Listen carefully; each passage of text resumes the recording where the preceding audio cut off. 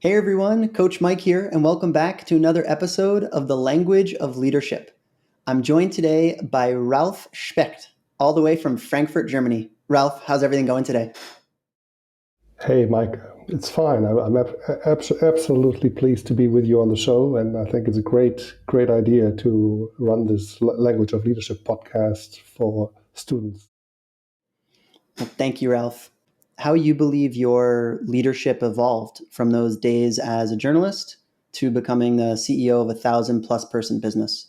Were there maybe one or two kind of key moments or key challenges that you feel tested you in that way? Well, when you start out as a journalist, you're searching for the truth and want to share the truth and want to figure that out and talk to people to learn about the truth, because as we all know, one person's truth is not necessarily everybody person's truth. So people can have different views on the same thing, and it's not necessary that they're right or wrong. They're just different views. And I always enjoyed looking into these different views, and that's kind of how it all started. Um, in terms of the advertising career, I mean, when you consume advertising, you don't think about it that much. But when you develop advertising, the one thing you want to figure out is what's the truth about the product or the service that the potential buyer is actually most interested in, and that resonates with him or her the most. So you're searching for that truth, although from a different perspective. And as you're growing in your career and you start to get responsibility for people as a leader, as a manager, you have to look into that again. So it's a thing that keeps to be your companion throughout your entire journey. And when you do that, you quickly figure out that people are really the biggest asset of an organization. And when I left the organization and received all those feedback messages from my peers and colleagues at the time, it was very moving to me, because they felt that we had shared one big thing, which is trust, which obviously, as we're moving through life, as we learn at my day and age, it's quite a few decades that I can look back to. Trust is the key thing. And so, I mean, one of the people that was responding or sharing her farewell messages to me said, "But because of you and all the trust you had on me, we made it. So you're the kind of leader that makes us accomplish things that we don't even know we're capable of."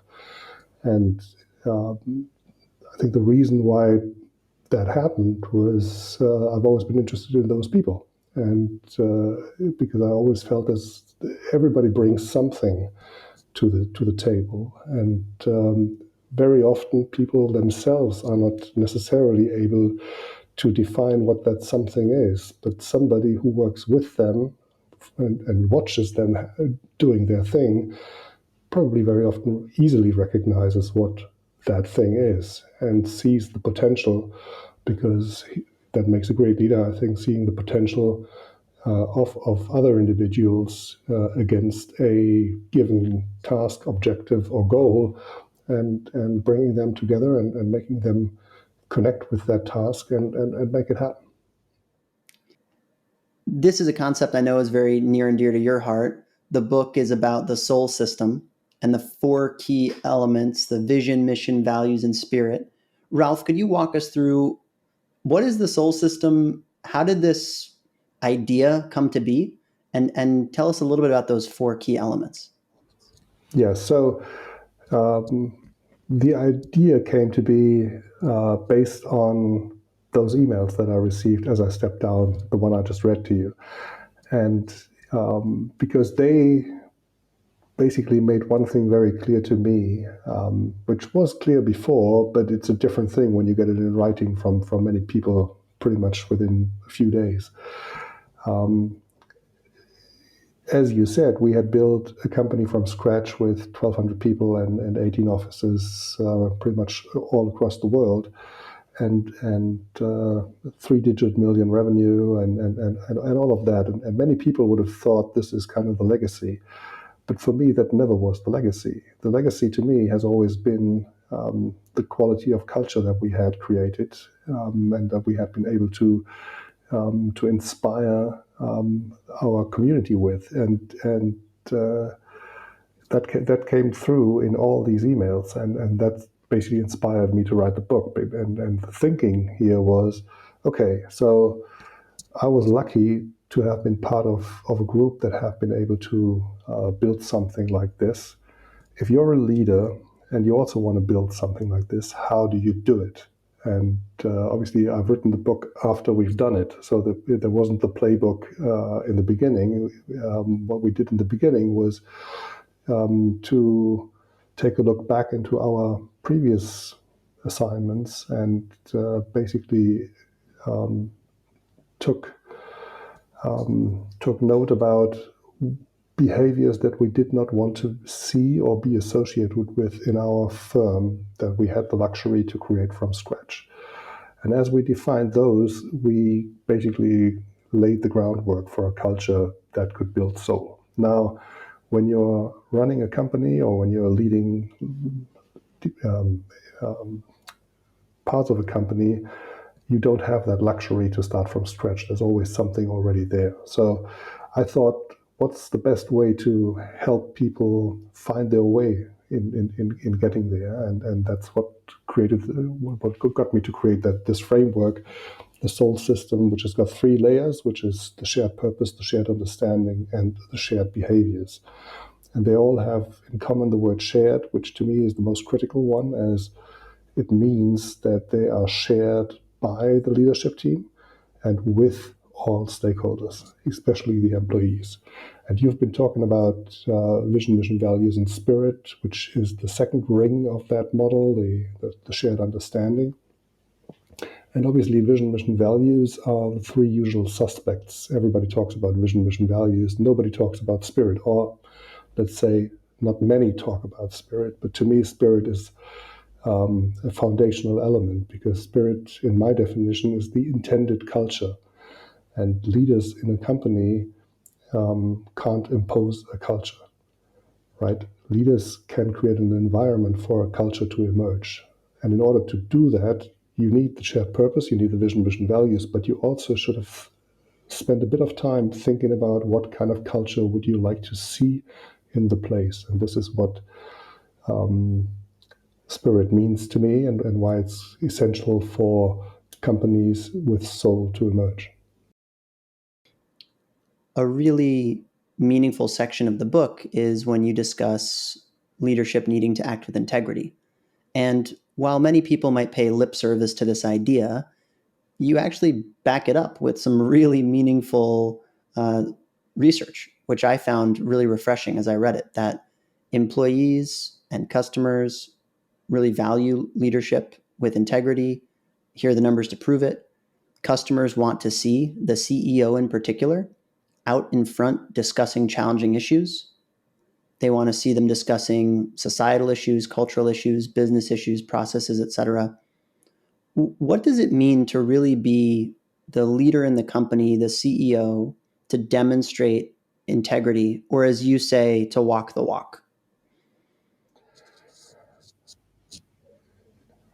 What does it take? I think it takes a lot of self-reflection in the first place. And one of my dear friends, Kevin Allen, wrote a book which is called The Missing Cutlery, which refers to his first job at Marriott Hotels and the kitchen there. He's got a phrase in this book when he was made a manager of a team at Marriott at the time, and his boss looked at him and said to him, "Boy, you're now becoming dinner conversation." And I think that's a fundamental truth. The moment you start leading people in organizations, one thing you can be sure of is people will talk about you, and you will not be part of these conversations, at least many of them, and but they will happen still. And we've talked about the importance of trust between people inside organizations. And as we all know, trust is only something you can earn. You can't push it and say, you got to trust me, because that ain't going to happen.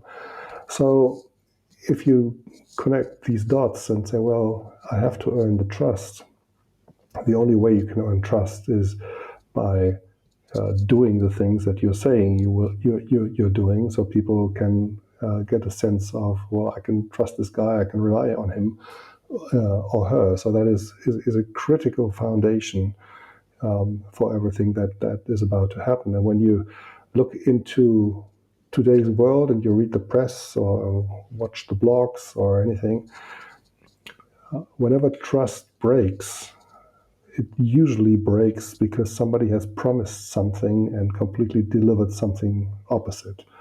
And that's not even the big scandals only. I mean, that's the extreme.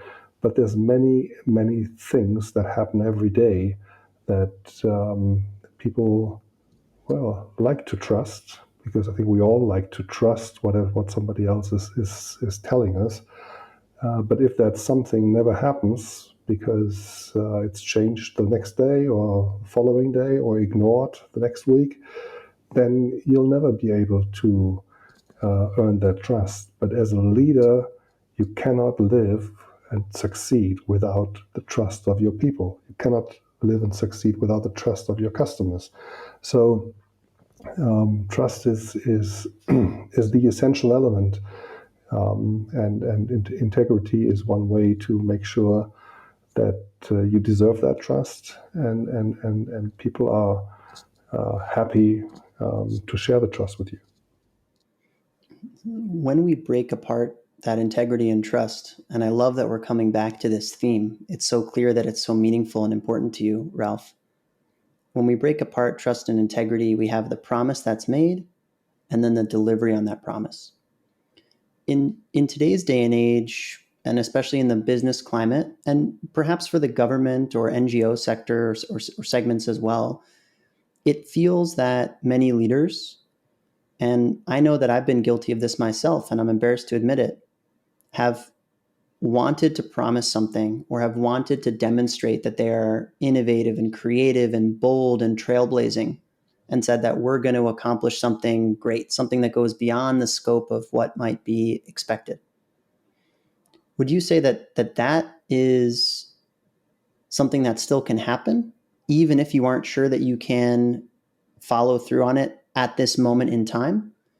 Are you more of the camp of only promise what you know that you'll be able to deliver? Or maybe the camp of go step by step and promise smaller pieces as you go? How would you advise a leader in a role now in terms of giving that promise and then following through on the promise? I think in today's world, we're living in a world of huge uncertainty, right? Lots of things are happening that we didn't think last week would ever happen. And so for a leader, that means if you want to be sure that you can earn the trust, you can only really promise the certain things, and must be very careful to avoid promising the uncertain things, because you have got no control over them.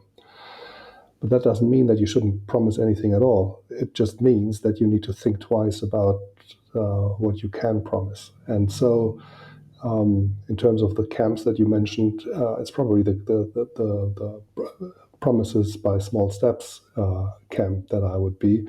But that doesn't mean that you can only always talk about the next little thing and not the real big thing, because there's a difference between making promises and plotting a way or charting a course into uncertain territory and saying, well, but this is where we want to go. But I can't tell you whether we're going to be there next week or in 2 weeks or in 2 years or in 5 years. But that's the direction of travel. And things might happen along the way that suggest it's not going to be a straight line to get there. We have to perhaps take another course for go left instead of straight for a few miles, but then we turn north again. So I think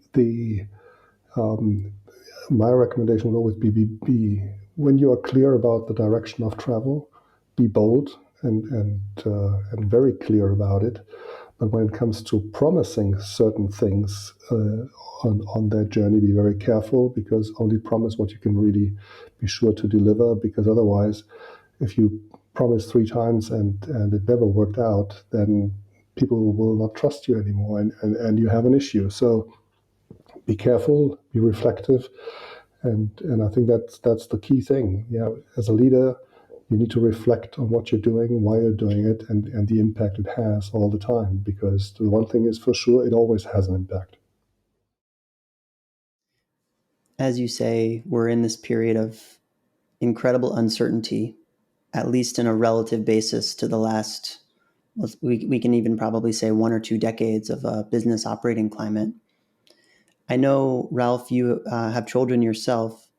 If you were giving counsel or guidance to a young professional or even a teenager considering their career, how would you go about identifying a company with soul, or identifying a company or a leader with a strong sense of shared purpose?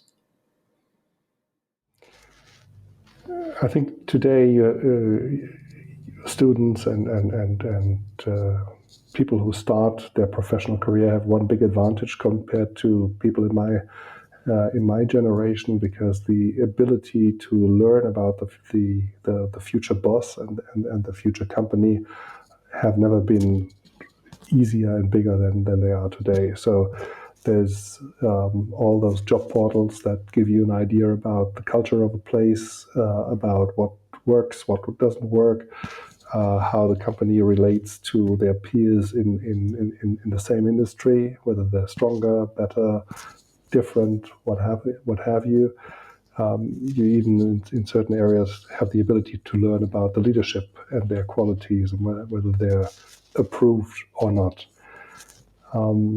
That obviously gives you a good starting point. But as we all know, you can have the greatest company and everything is fine. But in that one department where you are supposed to start, it's not the place where you want to be. And so that's difficult to find out from the outside. In terms of finding out, as you get into the process of interviews, of assessments, and so on and so forth,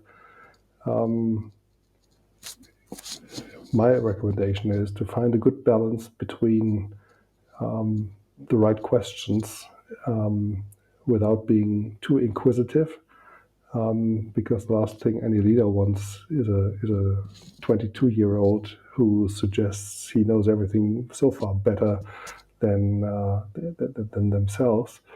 So you got to be careful in that space. But I think every leader respects and expects also questions about the culture of the workplace. And for the beginners, it's usually not the case that they're being asked for references, because they don't have any except for internships and things like that.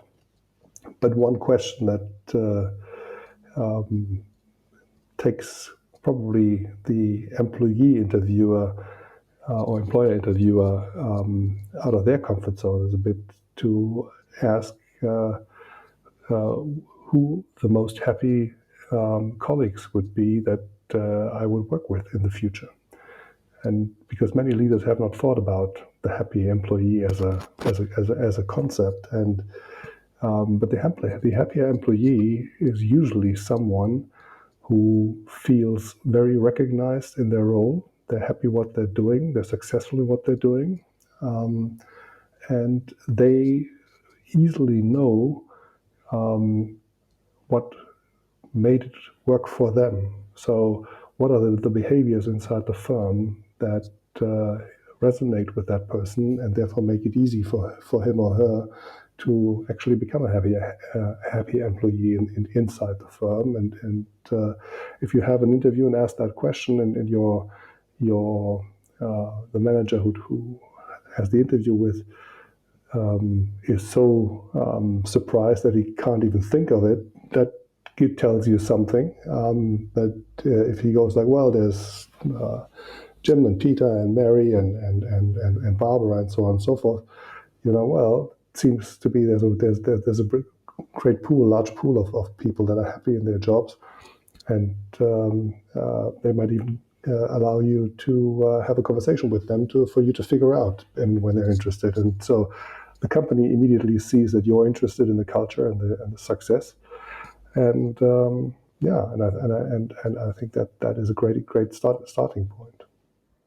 Well, thank you so much for sharing with us today, Ralf. And I know our viewers and our listeners will be inspired by the work that you're doing to bring soul back to companies and to help us all achieve a sense of shared purpose. So thank you so much for your time. Thank you, Mike. It's been my pleasure.